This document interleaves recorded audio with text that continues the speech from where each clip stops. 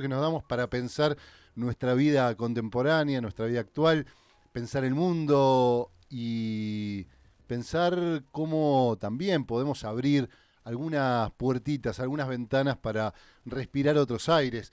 Y estamos hoy con una invitada muy especial. Hace mucho que teníamos ganas de charlar con ella y que sabemos por cosas que contamos en el bloque anterior también, nos ofrece la posibilidad de adentrarnos en lo contemporáneo, si ustedes quieren, en las coyunturas, pero como siempre decimos, las coyunturas tienen que ser aprovechadas, por lo menos en estos espacios, para pensarnos de nuevo, para pensar el mundo a partir de el forzamiento de la vida actual, el forzamiento de los acontecimientos.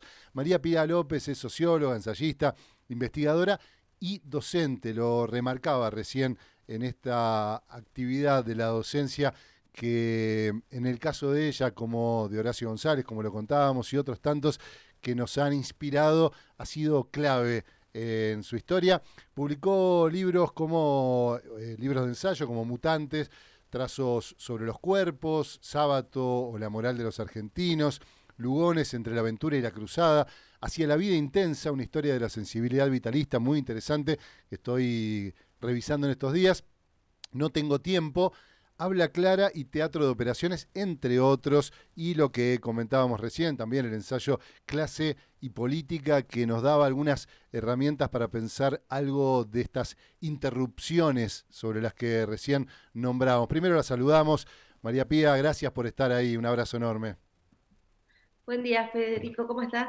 Bien, bien, un gustazo, la verdad, sumarte a este ciclo que, bueno, nos estamos dando, además del gusto, a veces en la lejanía, en la distancia de los espacios académicos, algo sobre lo que vos venís hablando y precisamente ese artículo que yo comenté recién sobre la virtualización de la vida o la digitalización de la vida y la complejidad que eso tiene para ustedes, por ejemplo, los docentes. Bueno, a nosotros nos da esta posibilidad, ¿no? Que antes capaz no teníamos de poder conversar con gente que admiramos mucho, que seguimos, que nos han inspirado en muchas ocasiones y en nuestra vida política, intelectual, y bueno, tenemos esta posibilidad ahora de ofrecerle a los capillenses, a los serranos, estas conversaciones. Vos nos proponías un título que era Derrota, Perplejidad, Resistencia. Yo me quedé pensando en esas tres palabras que me parecen muy significativas. Me quedé pensando en el orden de esas palabras que vos me diste y, por ejemplo, me pensaba, bueno, por ejemplo, lo que vivimos hoy, ¿no? Esta situación ligada a la derrota que podríamos ponerlo en términos políticos, culturales, económicos, bueno, hay un cimbronazo en ese sentido. ¿Es hija de la perplejidad o la perplejidad deviene de esta derrota? Me preguntaba esto porque también vos hablaste bastante sobre la pandemia, los efectos, recién lo hacíamos, lo comentábamos, y pregunto, ¿no? Como primera pregunta, ¿la perplejidad nos llevó de alguna manera a esto o fue al revés, este shock, estos cambios que se dieron nos tienen perplejos? Mira, yo diría que, no sé si hay una causalidad o una temporalidad, pero mi impresión es que el orden es, la perplejidad es un modo de no poder comprender qué fue lo derrotado o cómo se transcurre la derrota, y esa sensación de no poder terminar de establecer una comprensión, una explicación, algo. Mira, partiría de un libro que estuve leyendo en estos días, Dan Sekovich, que es un libro sobre, que se llama Depresión en el sentimiento público. Y tiene una frase sobre la depresión política que a mí me interesó mucho para pensar, para pensar algo del orden del malestar, ¿no? Porque ella dice, bueno, hay depresión política cuando los modos en que habitualmente hacemos política, que son los modos del pensamiento crítico y de la intervención callejera, se demuestran ineficaces, pero tampoco nos alcanzan para dar sentido a nuestra vida. Y a mí me interesó mucho esa cuestión porque me hizo pensar en la derrota. Digamos, pensando que quizás lo que llamamos derrota no es tanto un fracaso electoral, no es tanto una situación en la que vas a una lucha y la perdés, porque eso es la historia de todos los movimientos emancipatorios y todos los movimientos populares, que es apostás, peleas, te organizás y muchas veces perdés, la mayor parte de las veces, y la historia del movimiento revolucionario ha sido esa, que es la de fracasar la más de la mayoría de las veces, pero no en todos momentos, no en todo momento eso tiene ese otro carácter de atarse, aliarse a una pérdida de sentido, ¿no? O a una pregunta por el sentido, mientras, y una pregunta por la capacidad de volver a investir de un modo deseante y abierto el espacio de la política. Yo creo que cuando hablo de derrota me interesaba referirme a ese plano, no tanto a decir, bueno, ganó la ultraderecha. Bueno, eso sí, sabemos que es gravísimo, sabemos lo que está operando en general en todo el país y el tipo de amenazas que significa aquí y significa también a nivel global que Argentina sea ese laboratorio, pero también me parece que es necesario pensar qué fue lo que se fue amasando alrededor de ese triunfo, ¿no? Ayer hubo en Buenos Aires, no sé si lo vieron, una movilización de jubiladas, jubilados, para discutir la amenaza del veto al relativo y pobre aumento de las jubilaciones, y esa movilización fue reprimida. Entonces, yo ahí en esa interrogaría qué pasa con la represión, pero también interrogaría qué pasa con la soledad de esas jubiladas y jubilados que estaban ayer en la calle, ¿no? ¿Qué pasa cuando no hay una trama política resistente que funcione alrededor de eso? Por eso me parece que la derrota, pensaría la derrota y que nos obligaría a pensar también qué es lo que se fue desgastando, qué es lo que se fue limando, qué tipo de acción se fue poniendo en juego que no estaría hoy movilizando, permitiéndonos una estrategia resistente, ¿no? Mm. Me parece que ahí tenemos un punto a pensar, diría desde distintas perspectivas políticas, ideológicas, porque esto que nos afecta a todos los movimientos que estamos, o militancias que estamos preocupadas por el orden de la emancipación. Sí, hay algo de la interrupción, un término que vos utilizabas, por lo menos en alguno de los textos que venía leyendo para adentrarnos acá, y me interesó mucho, incluso es el título de uno de del primer capítulo de eso, de este libro de clase y política, que son las interrupciones, y algo de eso, recién hablábamos un poquito, conversábamos con Renata, que negamos un poco la pandemia. Hay como una especie de clausurar, de hacer una burbuja ahí, dejarlo clausurado, tipo intensamente la película, ¿no? De dejar ese recuerdo así, mandarlo al fondo del subconsciente y como que volveríamos a una normalidad. Bueno, eso evidentemente no pasó. Una de las cosas que vos remarcás es la ausencia de los cuerpos o de la virtualización de la vida, la digitalización que dio un paso muy acelerado. Y una de las cosas que se habla, por ejemplo, en los movimientos políticos, che, las redes son un territorio más, y los cuerpos, la movilización, como vos decís, pareciera haber perdido ese rango que tenía como lugar hegemónico de las luchas sociales. Y la digitalización, sin embargo, fue un territorio que ocuparon rápidamente las derechas, y que hoy parece haber una reacción lenta, pero una reacción de ir ocupando esos territorios también, desde otros lugares, de otras batallas culturales. Pero ¿qué nos pasó ahí? ¿Qué significó esa interrupción? También en el sentido que vos lo decís, que hay un deseo de volver a una seguridad, porque esa disrupción nos resulta muy incómoda a la mayoría, ¿no?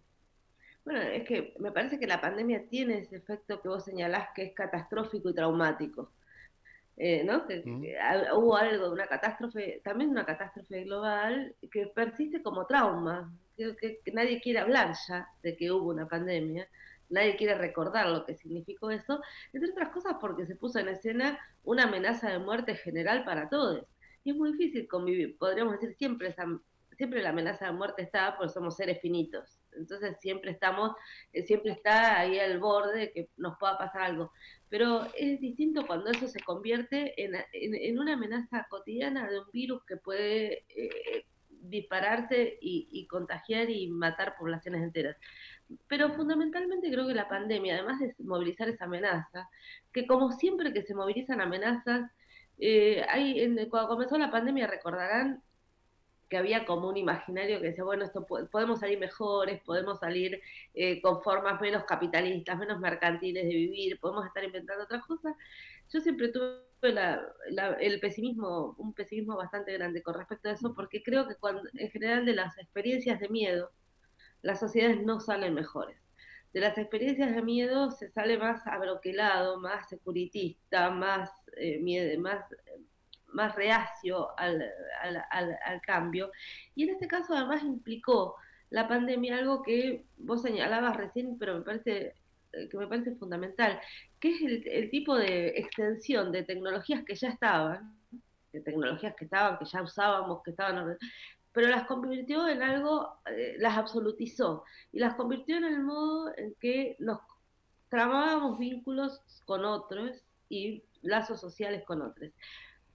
Y eso tuvo un efecto para mí que tratamos de modo bastante ingenuo cuando pensamos que son tecnologías de mediación o de comunicación, porque efectivamente en este momento es una tecnología que nos está permitiendo comunicarnos como puede ser un teléfono o cualquier amplificación, pero me parece que además tienen otra característica y más fundamentalmente pensando en las redes sociales, en las llamadas redes sociales, que es generar un tipo de conversación al interior de una zona muy homogénea del pensamiento. Es decir, nosotros habitamos burbujas durante la pandemia, pero fundamentalmente nos movimos en burbujas virtuales, no solo las burbujas presenciales que teníamos en nuestros hogares, sino las burbujas virtuales o digitales, porque el algoritmo te indica, te manda que veas solo lo que ya te es afín. Entonces, hubo una pérdida, y para la política esto es gravísimo, una pérdida de heterogeneidad. Vos dejaste de saber qué opinaba la persona que opinaba lo contrario a vos. Y por lo tanto, no solo eso, sino que ya no te cruzás. Salvo en Twitter, y después querré hacer una diferencia sobre eso, pero salvo en Twitter, el resto de las redes están previstas para que no haya cruce. El algoritmo te indica que vayas por el carril donde vas a estar confortable, encontrándote solo con cosas, gente que piensa lo mismo que vos, consume lo mismo que vos, te muestra los mismos gatitos y las mismas recetas de cocina y somos todos felices, ¿no? El mundo feliz es eso, donde no te encontrás con gente diferente. El problema es que después llega una elección. Y en esa elección descubrís que había un universo de personas que no te habías enterado, que estaban opinando, cómo estaban construyendo su discurso, cómo construían su interpretación, que son mayoría. Bueno, y por otro lado, algo que tienen, me parece, esas redes, que lo vemos más en Twitter, por eso decía, y más desde el dueñismo corporativo de Twitter a partir de la compra de Elon Musk, pero que además que es una red que funciona premiando la réplica, premiando la discusión. Por lo tanto, es una red que ampara, fomenta y despliega los discursos de odio, porque más discurso de odio, un discurso más odiante es el discurso que más bytes va a tener, más circulación va a tener. Bueno, pero quedamos presos de eso, porque vos decías, no hay tanta movilización callejera. Bueno, efectivamente yo creo que hay un territorio digital que no lo descartaría nunca como territorio político. De hecho, hay una investigadora que estudia performance política y habla de constelaciones performáticas para pensar a la vez, aquello que sea a la vez en el territorio virtual y en el territorio eh, que llamamos presencial, ¿no? Lo que ocurre en la calle, muchas veces una movilización transcurre en la calle, pero al mismo tiempo es llamada por un conjunto de hashtags, por una estrategia en redes, etcétera. Yo creo que ahí el tema es que lo que no podemos hacer desde las izquierdas, desde el movimiento democrático y popular, es pensar ingenuamente. No es que si hacemos mejores flyers y mejores consignas para salir en las redes vamos a dar vuelta a algo. Sino me parece que precisamente porque hay algo de la constitución de la política que necesita tener un aire, una vitalidad que es externa a esa lógica, ¿no? Y que hoy quizás sea un modo más minoritario, sea un modo más acotado, pero sigue siendo el modo en que nos encontramos con otros de un modo tenso y conflictivo, ¿no? A conspirar. Pero a mí me parece que esa articulación hay que tratarla, digital y presencial, virtual y real, tratarla de un modo no ingenuo, ¿no? Sin el entusiasmo de que deberíamos depositar en manos de expertos en comunicación, en redes, el destino de una política, ¿no? María Pía, vos sabés que veía leyendo algunas cosas y me quedó resonando porque también lo traigo a colación de una línea que venimos reflexionando con la audiencia sobre la atmósfera de pensamiento, de alguna manera algo que gustaba mucho también a Horacio González, esto de poder pensar atmósferas y además vos que das pensamiento latinoamericano justamente, que hemos entrevistado varios de ese perfil, nos gusta mucho que poder pensar esas atmósferas. Yo veía esas similitudes con algún otro momento histórico, el periodo de entreguerras, por ejemplo, una atmósfera que vos también recuperabas desde el vitalismo, muy mal interpretado tal vez, o que quedó pendiente una reinterpretación, que acá la trajimos a Deleuze, trajimos a Guattari, trajimos algunos pensamientos que nos permiten revitalizar el vitalismo, si cabe ese neologismo, pero pienso o te pido para que reflexionemos sobre esto entre lo nuevo y lo viejo, porque siempre el riesgo, cuando aparecen estas cosas nuevas, yo me imagino si yo tuviera, siempre hablábamos con compañeros de la militancia, decíamos, si tuviéramos 18 años y alguien me dice que va a prender fuego el Banco Central, y no sé, lo pienso, ¿no? Y hoy ya me pongo un poquito más conservador con esas cosas. Bueno, ¿cómo hacemos para no volvernos conservadores, digo, frente a esto nuevo? ¿Y cuánto hay de necesidad de algo nuevo? ¿Cuánto hay que desafiar la tradición? ¿Cuánto de recuperación de la historia política? ¿Hay previsión, digo, en función de la sociología que podemos tener hasta ahora al menos, de que va a haber una recuperación, cierta restauración de climas políticos? ¿O realmente habrá que construir también nuevas melodías, como hoy se dice frecuentemente? La cuestión de lo nuevo y lo viejo, ¿no? De que hay que hacer frente a eso. Yo creo que hay algo, un desafío que nos pone el mileísmo, el anarcocapitalismo, digamos, como experiencia, que es, puso en escena una radicalidad muy fuerte. Una radicalidad muy fuerte en el sentido que puso una promesa destructiva, una promesa que tiene la crueldad en su centro, pero dijo, voy a cambiar todo. Esa expresión voy a cambiar todo no es una expresión que estuviéramos usando desde otros espacios políticos. Más bien, reaccionamos ante ese vamos a cambiar todo, desde el peronismo reaccionamos diciendo vamos a conservar todo lo que se pueda conservar. Pero en una sociedad donde hay muchas personas que estaban atravesando situaciones de pobreza, de daño social, de desempleo, sufriendo la inflación o desconformes con una vida que se vuelve poco digna de ser vivida para muchos, digamos, porque ese malestar es un malestar persistente. Entonces, ¿qué significa decir la política se puede limitar solo a conservar, a votar al tipo normal, cuando gran parte de lo que habíamos construido como resistencia en los años anteriores también tenía que ver con, por lo menos desde los transfeminismos, tenía que ver con la afirmación de otros modos de vida. Y de otros modos de vida que ponían la pregunta por la libertad en otro sentido, ¿no? Por la libertad como la libertad en relación al deseo, la libertad en tanto autonomía de los cuerpos, la libertad en tanto la posibilidad de construir modos de vida alternativos. Bueno, todo eso de algún modo se quedó yo sentí en un momento que en el 2019, cuando se fue a la elección, hubo como una especie de barrido bajo la alfombra de todo eso y la conversión solo un discurso legitimante e institucionalista, ¿no? Hay un ministerio, volvemos mujeres, pero toda esa elaboración, que es una elaboración, eh, que diría, sobre formas de vida, pero también muy antineoliberal, fue opacada. Entonces, ahí se borró, cuando cuando la política se piensa solo institucionalmente, solo de una institución, de garantías de una institucionalidad, también borras la pregunta por ese cambio posible, deseable, ese horizonte de cambio, ¿no? Yo diría que lo que se abandonó fue la imaginación política como horizonte. Mira, ayer estaba releyendo luego que quizás nos sirva como para pensar ejemplo, y vos lo nombraste a Horacio González recién. En septiembre del 19, Horacio dio una entrevista a la agencia Paco Urondo, excepcional, muy recomendable, si quieren buscarla, y donde dice una frase, dice, hay que revisar mucho, que volvés a la historia argentina, hay que, por ejemplo, pensar la lucha armada de los 70 de modo positivo. Dice esto. Bueno, a partir de que Horacio dijo esta frase, empezó una avalancha de distintos sectores del propio movimiento,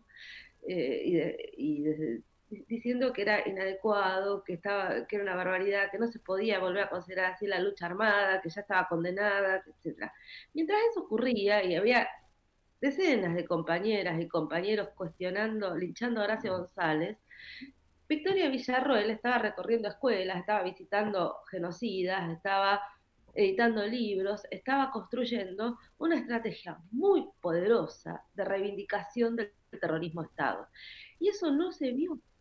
Entonces tuvimos una cantidad de compañeras y compañeros más atentos a disciplinar a los propios y a cerrar el horizonte de la discusión sobre lo posible, que a discutir lo que estaba preparando ese adversario de ultraderecha.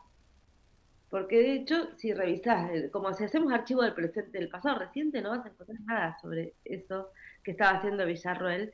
Hicimos muchas críticas ahora. Es decir, cuando no hubo advertencia de que había un grupo que estaba preparando un ataque formidable contra el Pacto de Nunca Más, pero sí hubo una rapidez muy linchadora, insisto en esos términos, para criticar a aquel que venía a decir que ese pacto tenía zonas ciegas. Y había que tenía zonas ciegas para poder afirmar la imaginación política, ¿no? No, hay algo que veníamos charlando, por ejemplo, con Mario Santucho acá, con el propio Diego Stulberg, alrededor de la victimización, de la figura de víctima, que, bueno, pareciera que funcionó en algún momento como dispositivo, ¿no? Respecto a los 70, por ejemplo, pero que, bueno, no es eterna, no funciona siempre. El otro día, de figuras tan disímiles, te hablo de Mario Santucho a Rebord, que hacía una reivindicación de, por ejemplo, la figura de Cristina, sacándola de, que es un error, decía, ponerla en el lugar de víctima, ¿no? Nuevamente, respecto a si ella fue la víctima de Alberto Fernández, por ejemplo, ¿no? Que una figura que es poco creíble en esos términos porque no parece significativa cuando uno mira las dos figuras y cómo la propia Cristina podía ejercer su poder, lo ejercía, pero hay algo ahí de ese orden, de la figura de víctima que ya pareciera también no estar funcionando, ¿no? Cómo recuperamos una figura un poco más potente del sujeto que hoy está obviamente castigado, pero que tiene alguna figura de potencia. Mira, hay un documental que se llama L'Argentin, un documental interesantísimo del año 84 hecho por un alemán, 85, perdón, creo. Es justo como que siempre pensé que hay que verlo junto con 1985, la película, ¿no? Porque ese documental es un alemán que viene y entrevista, es muy de la transición, entrevista a distintas personas que son militantes, actores, artistas culturales, gente... Eh, y es un registro muy, muy fuerte de lo que es Buenos Aires en particular en ese momento. Y hay una intervención de Eve, de Bonafini. Y Eve dice una frase que va al corazón de lo que estás planteando. Porque Eve dice, no me gusta lo que hace la CONADEP, porque el tipo de testimonios que está recogiendo nos presenta a los desaparecidos como víctimas. Y no enseña cómo denunciar desde la condición de víctima, pero no deja presente cómo luchar como revolucionarios. Y ese doblez, digo, era muy temprana esa intervención de Eve, ¿no? En el 84, 85 ya está diciendo eso. Es decir, está viendo, advirtiendo que la categoría de víctima está desplazando la politicidad anterior por el cual esas personas fueron convertidas en víctimas. Y lo que está diciendo es hay que restituir la militancia, la comprensión de esa otra militancia, ¿no? Esa discusión es una discusión que me parece que está muy bien decir Cristina no puede ser pensada como víctima en tanto actora política, actriz política, pero también yo lo llevaría al cierto modo que en los feminismos apareció muy fuerte la categoría de víctima. Digo, por eso es una categoría clave y que tiene un punto, que es en general, y esto no para decir que no haya situaciones de victimización, sino que lo que no es interesante en términos políticos es pensar una categoría que reduce a las personas a una cierta pasividad y que pone a las personas como pasivas, receptoras de ese grado de crueldad, de agresión, de violencia.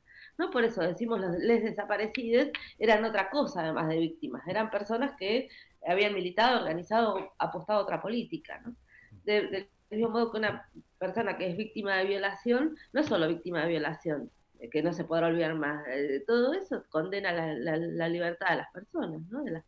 Entonces, me parece que hay que restituir ese nivel de agencia que, no, que podemos decir es agencia política, pero también es agencia en todo sentido. Porque la idea de víctima, además, y agrego esto nada más, pero en general supone una relación dual muy conformista. Hay víctimas y hay victimarios, Mm. no hay relaciones sociales explícitas. Entonces, de un lado está el bien y la pasividad, y del otro lado está el mal y la actividad. Eso, si lo extendes a toda la sociedad, siempre te va a dar una versión punitivista de lo social, ¿no? Así es, sí, sí, nos preocupa ese tema, parece aparecer y va a aparecer cada vez más fuerte porque este lugar de la pasividad, este lugar de la institucionalidad, este lugar que nos hemos ido como abordando, autoidentificado, nos está llevando, el otro día hablábamos, ¿cuánto hace que no se corta una ruta? ¿No? Y era muy simbólico de aquellos momentos. Pía, tenemos que entregar acá el informativo. Bueno, Te agradecemos muchísimo esta conversación. Ojalá que pronto podamos volver a tener otra con algún otro tema. bueno, muchísimas gracias. Vale, un Que abrazo grande. sigan muy bien. Ahí estaba María Pía López, conversaba con nosotros aquí en el aire de la 98.1, nuestro canal de streaming en YouTube, donde pueden encontrar esta y todas las otras entrevistas, columnas que venimos haciendo. Y recuerden darle la campanita, sumarse al canal para suscribirse y también hacer su aporte para sostener estos contenidos como todos los demás que venimos haciendo desde Cooperativa Viaraba en el alias cooperativa.viaraba, todo con B corta. Ahí pueden hacer su aporte o ingresando a la página unaradio.org.ar. Gracias Renata, gracias a todos ustedes. Nos reencontramos la semana que viene.